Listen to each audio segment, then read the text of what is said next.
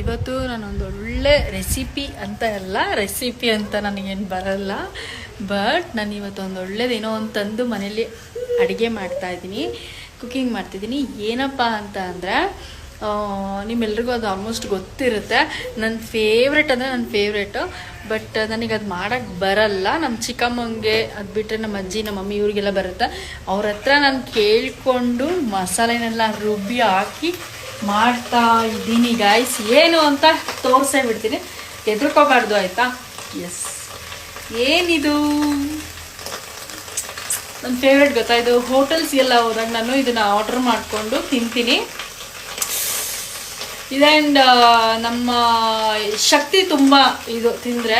So ನನ್ನ favourite ಇದು, ನಂಗೆ ತುಂಬ ಅಂದರೆ ತುಂಬ ಇಷ್ಟ ತಿನ್ನೋಕ್ಕೆ.